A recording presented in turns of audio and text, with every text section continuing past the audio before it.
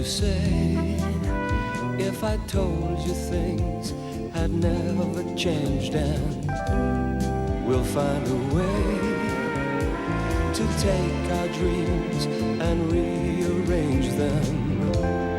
Who'd believe that we could be in love again? So let's just pretend that you and me can be just good friends.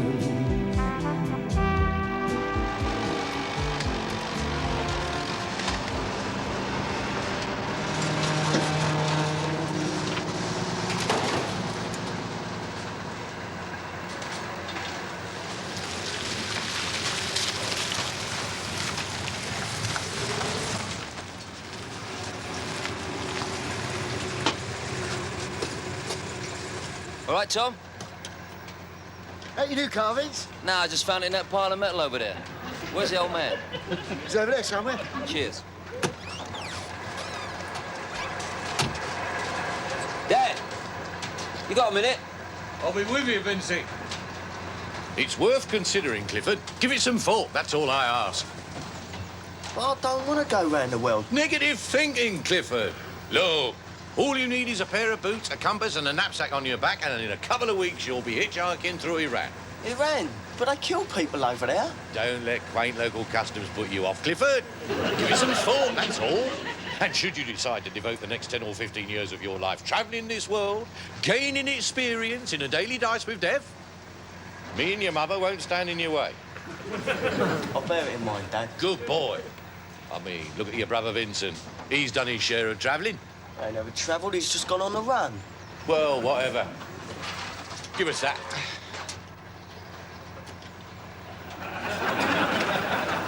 Sorry about that, Dad. He's broken a bulldozer now. How do you manage that? God knows. He's broken everything, from my laser beam music centre to your mother's art. What you come round for? Show off the new motor, or has your betting shop burned down? No, I've got a bit of a problem. I want your advice. You want my advice? Yeah, well, that's what fathers are for. I read it somewhere. You haven't asked for my advice in all your life.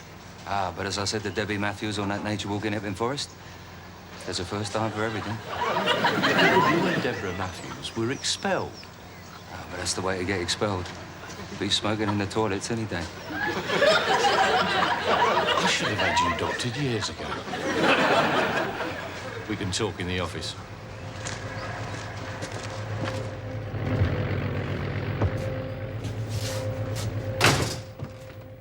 Right. What's your problem? Drink? No, it's nothing like that. Oh, I see, yeah, a large one. You got more crap in here than you got out in the yard. What's her name? Who? Your problem. Now, why does it have to be a girl? I know you too well, son. It's always been one bird or another. I still remember the time your mother found a love bite on your big toe. I said to her, it's just a phase he's going through. By the time he's 15, he'll be over it. Somehow. Now, this is why I never came to you for advice. You always had to be one guess ahead of me, giving me the answer before I'd even asked the question. So what's her name? Penny. Penny? Yeah, that was the other one's name, weren't it? Which one's that? The posh girl from Chipping-Ongar. The one you were supposed to marry 5 years ago. Oh, yeah, well, that was her name as well, yeah. Well, you know, me had him for a penny. She used to think she was royalty, didn't she? No, you misjudged her. She was refined, cultured and articulate. A little bum like a peach. Well, whenever she was in our house, I was always looking over my shoulder to see what the footman was doing. I hope this one ain't like her. Well, it's funny you should mention it, but she is very much like her. In what way? Well, in the way that it is her. No, you're pulling me leg. You haven't picked up with her again? No, I haven't picked up with her. We're friends, sort of. We accidentally bumped into each other about 3 weeks ago, and since then we've become friendly. How friendly? Well, friendly. I mean, you jumped to conclusions if I told you last night we ended up in bed together. Well, that's quite friendly. I mean, you can't get much friendlier than that, can you? Well, I mean, nothing happened. I mean, she was very nervous. It was the nearest you could get to adultery without going, ooh. Adultery? You mean she's married now? Separated. She's divorcing him on the grounds of his unreasonable boredom. I have met some twats in my time, but you must be a gold medalist. If this is what you wanted, you could have married her 5 years ago when you had the chance. But oh no, not you. You had to do a runner, didn't you? Was it my fault? So whose fault was it? Her mother's. Ah, don't give me that, son. Her mother's a Martian. I mean, you should have had some of the treatment her family were giving me as the wedding got closer. Do this, do that, be here, go there, stand up, sit down. They were programming me like a microchip. By the time I walked down that aisle, I'd have looked like Metal Bloody Mickey. And maybe this is the way with Martian weddings. But it didn't go down too well with this Walthamstow boy. I didn't know you felt like that, Vincey. You seem to be all right. Well, outwardly, I may have appeared to be my usual self. Cool and collected with a winning smile. But inside, I felt as if I was trapped in one of your crushing machines. Life closed in on me. There was no air to breathe. I knew that if I didn't escape, my head was going to explode. I didn't know it was that bad, boy. Why didn't you come round and talk to me? I was your father. You still are. Why didn't you come round and ask for help, eh? Yeah, when you was born and I knew I had a son, I started looking forward to the time you were old enough to get into trouble. Because then I thought he'll come to his old dad for advice. I asked you what I could do about spots once, and you said, don't squeeze them in the house. Here you are, you see, always willing to advise. Well, I'm here now, and I want your advice. Good. Good. Right, I'm ready. Fire away, Vincent. All right? How'd you sell a girl who 5 years ago you promised to marry, then jilted her at the altar, betrayed her trust, and emotionally scarred her for life, that you love her? How the hell should I know? I'm glad I came for this little chat, Dad. Do you love her? Yeah. It's affecting me badly. I'm losing sleep. I'm reckoning bets up wrong the old bit. I don't know, boy. Why do you have so much trouble with women, Vincey? It's not my fault. Nothing ever is it? Oh, you've noticed that, have you? It's been going on for so long now, I've forgotten why women yearn for me. Oh, yes, now I remember. Will you listen to it? Do you really love her? Who? Penny. Yeah, I really love her. Then tell her. It's a bit drastic, isn't it? No. It's just a little thing called telling the truth. Now, I am aware that this is new territory for you, but give it a go, boy. Believe me, telling the truth ain't that bad. She might laugh in my face. I didn't say it was going to be a cakewalk, did I? Tell her. I will be outside. Oh, and Vincent, how did you get a love bite on your big toe? It was very dark, Dad.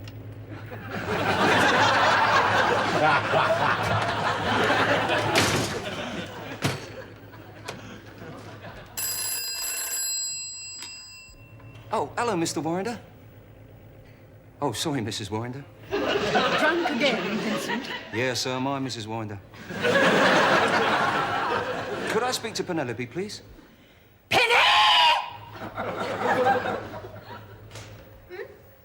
It's Thing. Oh, no, not him. He's the last person I wanted to talk to. I'll tell him you're right then. Oh, it's all right. It's all right. I'll take it. Hello, Thing. Hello, Pen. Pen, I've been thinking. Now you know what the doctor told you. Look, will you listen to me? I've got something very important to tell you. Okay. Well, I'm listening.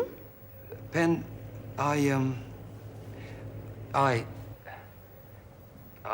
It's a very bad line, Vincent. All right, I'll see you this evening. What do you mean you'll see me this evening? It may not be convenient. I may have made other arrangements. Well, cancel them. Oh, sorry, sir. I forgot. You click your fingers and I drop everything.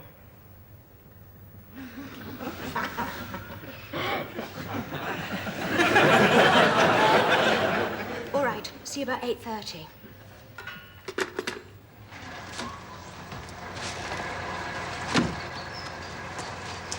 Did you talk to her? Yeah. Good. Take a look at that, will you, Vincent? Yeah, what about it? One day, it'll all be yours. I don't want it. But you got to have it. No, I don't want it. Give it to Cliff. I can't give it to him. He'll break it. It's you and me will, Vincent. You ain't got no choice. Well, don't die, Dad. Just don't die. I'll do my best, son. I'll do my best. They really ought to win. But despite the level of unemployment, the government are still well ahead in the opinion. It makes my blood boil. Sorry, dear? The amount of publicity television stations give to this revolution. It's a right-to-work march, darling. I know what it is, thank you, Norman. If I had my way, anybody found on a right-to-work march would be sacked. That would stop their fun and games. I also think the public should have more say about the nature and contents of television programs. After all, every year I pay my license. That's funny, so do I. Don't be childish, Norman. I'm not being childish. I'm never childish. Even as a child, I was never childish. Start acting your age, then. I am going to take my ship to the kitchen sink to see if it floats. Norman, What? good luck.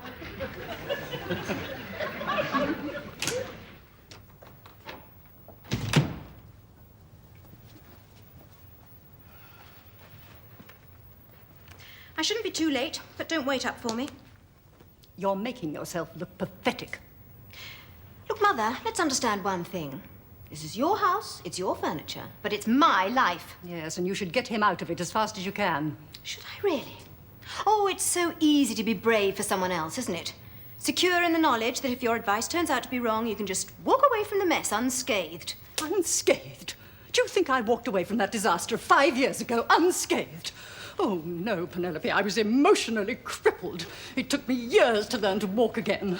And even then, although you weren't to know it, I was limping inside.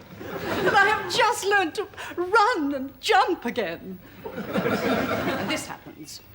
Vincent isn't a white slave trader, you know. He's not going to force me into holding topless Tupperware parties. My God, you only bumped into him 3 weeks ago and already you've become so Brookside. He's not for you, Penny, and you know it. Find yourself a decent man, a sober, law-abiding chap with a future, or failing that, a one-legged Chinese kitchen hand with hepatitis. Anybody but him. You seem to be forgetting something. I was married to a decent, law-abiding chap with a future. Graham was a good man. Yes, he was a wonderful man. And for 2.5 years, I played the part of the dutiful wife. I dusted his collection of Sunday Times colour supplements. I sat through every Jasper Carrot show. Stood by and encouraged him when he decided to buy a Flymo.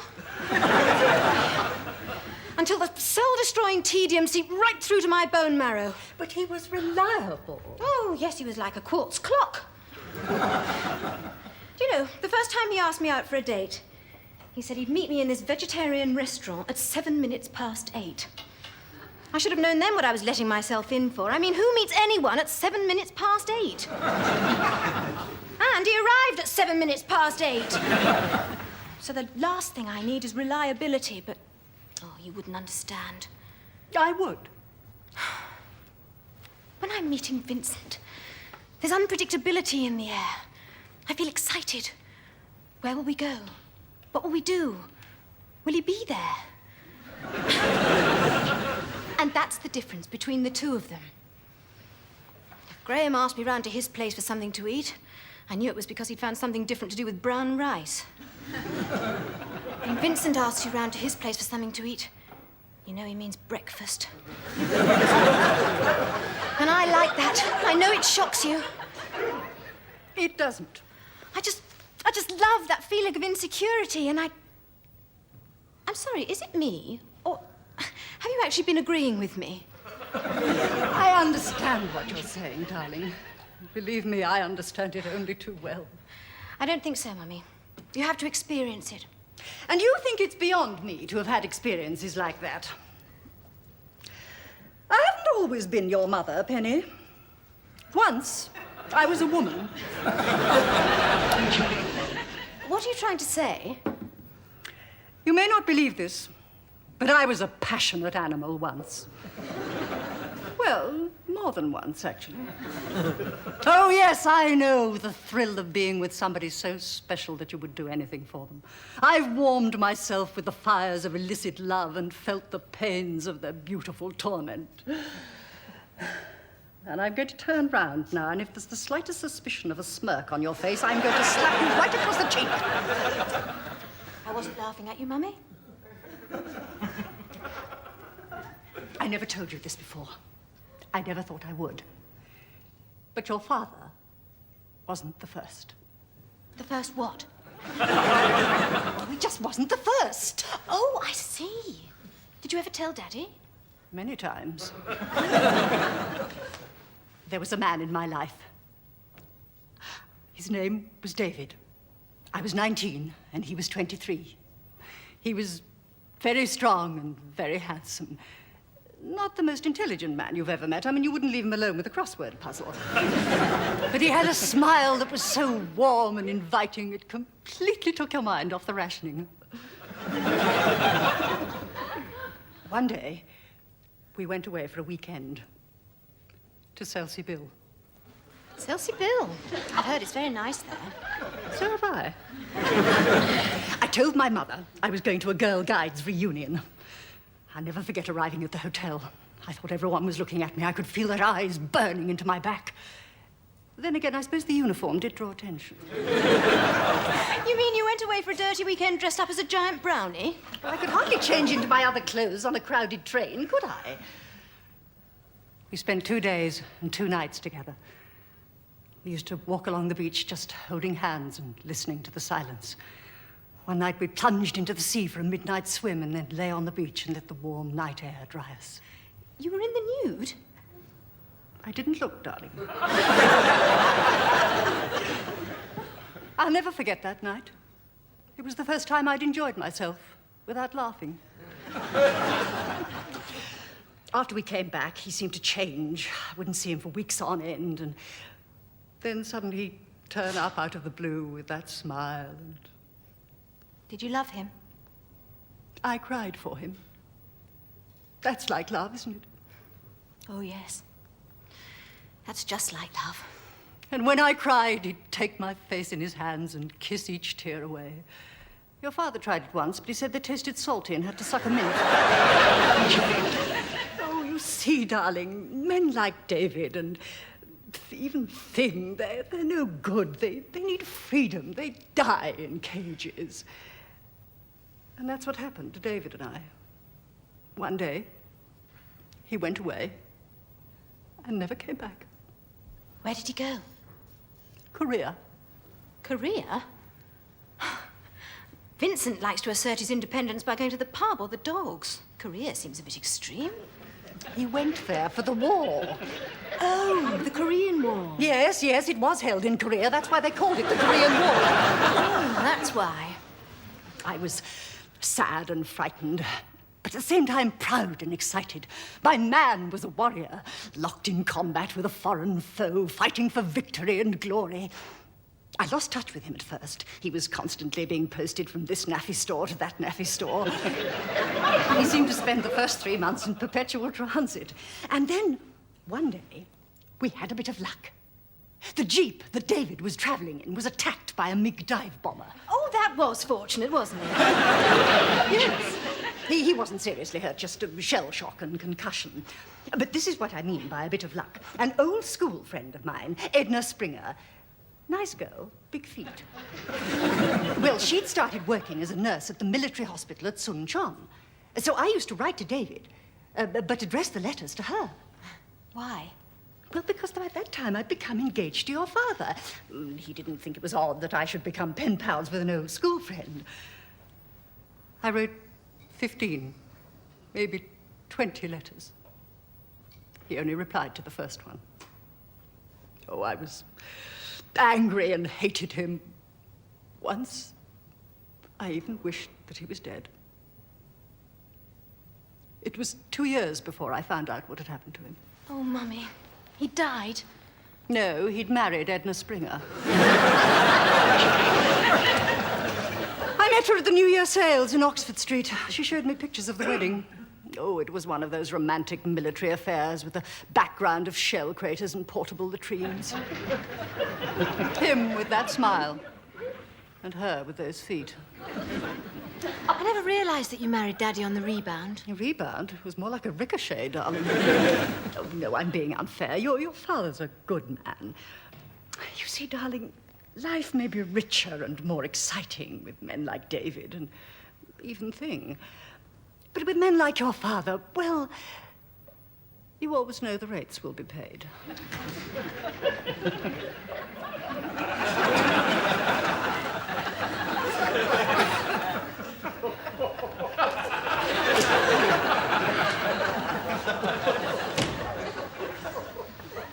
Do you think your father heard any of that? Oh, I'm sure he didn't. No? No. Perhaps I should have spoken louder then.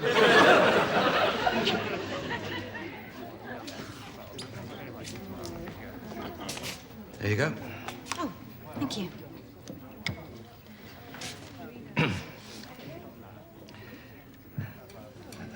Penny, Are you all right? What? Yeah, I'm fine, I'm fine. You seem strange. Well, I spoke with your mother earlier. It always gets me like that. Pen, I've got something very important to say. Oh, yes, I've been going absolutely mad wondering what this grave announcement can be. All right, I'm all ears. Well, Pen, just recently I've been thinking a lot about you and me. You didn't insult me. What? I just said I'm all ears. And usually you'd have made some glib little quip like, yes, I've noticed you see much of Noddy these days. Would I? Are you sure you're all right? Yeah, I'm fine, I'm fine. Will you just listen to me for a minute? Sorry. Pen, I've known quite a lot of girls in my time. Well, not that many. I mean, compared with most fellas, hardly any at all. Just one or two. You mainly. But despite that, I've now realized... Oh, God. Did you put any tonic in this? Look, will you shut up for 2 seconds? Oh, I'm so sorry, Vincent. I suppose you can hardly hear yourself drink. Look, will you listen to me? Carry on. Thank you. Pen... Before you go any further, Oh, God almighty. is it anything to do with what happened in your flat last night? No, all I'm trying to say is... Did something happen in my flat last night? Oh, yes. Well, where was I? Oh, you mean you don't remember? For God's sake, Vince, we went to bed together. Say something. It's all right, she's my sister. Perfect, Vince. Absolutely perfect. Look, Pen, I know we went to bed together, but nothing happened. You just sat bolt upright telling me how you were suffering from more stress than a Concorde's wing. It didn't mean anything to you? Nothing happened. Well, it did for me, Vince. Well, you must be easily pleased, Penelope. What I'm trying to say, you moron, is... Don't you find it odd that something like that could happen between... friends? No. You go to bed with all your friends? No. I just fancy you more than other blokes.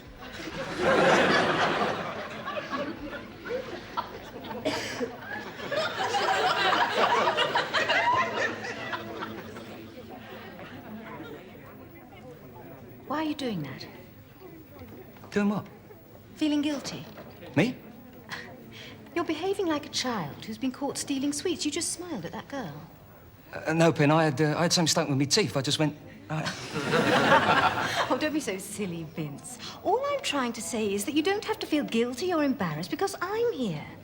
We're just friends. And friends don't become angry or jealous just because you choose to smile at some tart. You can go and talk to her if you like. I'm just a friend. Do you understand? And that's all it is to you. You don't see us as anything else but just good friends. Well, no. Do you? Well, no, I suppose I don't either. Oh, good. Good. It's so nice to be with someone I feel I can relax with. I mean, we don't have to play those silly mind games, do we? Trying to make each other jealous and things like that. No, we're very adult, aren't we? Yes, yes, we are. Oh, he's a good-looking fellow. He doesn't do a lot for me, Pen. Lovely broad shoulders. He hasn't got broad shoulders, he's just got a little head. Anyway, I didn't think you went for cavemen. Cavemen? Oh, come on, Vince. But he's got a tattoo of a brontosaurus on his chest. If I ever find out, I'll let you know. You're not getting jealous, are you? Me? Listen, Pen, if you want to make it with the missing link, that's up to you. No more for me, thank you. I'm not getting you a drink. I'm going to go and talk to her. See ya.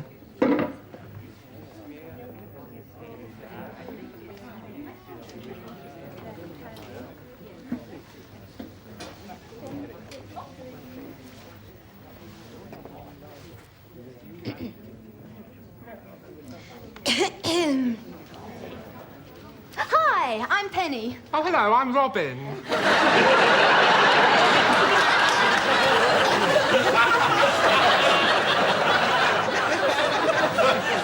And, then you must be Batman.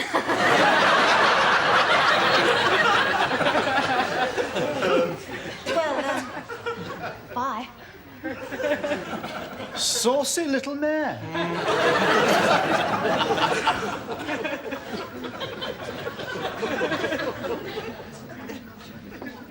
Not conservative, right?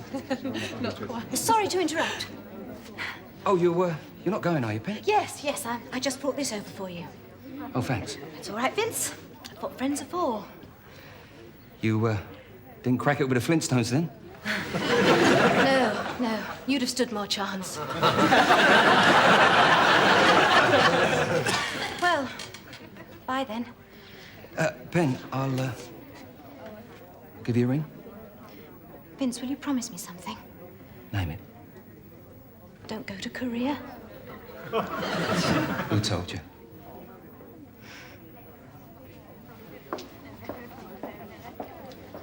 Is she your girlfriend?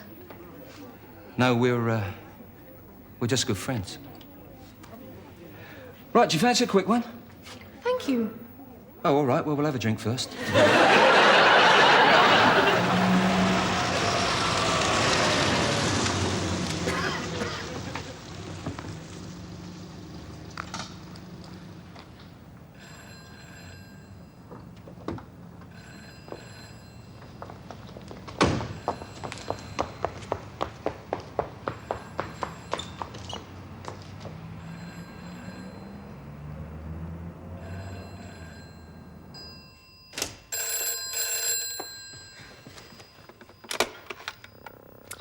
God damn you, Vincent Pinner. Well, come on then, you idiot. Ring back. I'm here now. Look, I'm here. Please. Ring.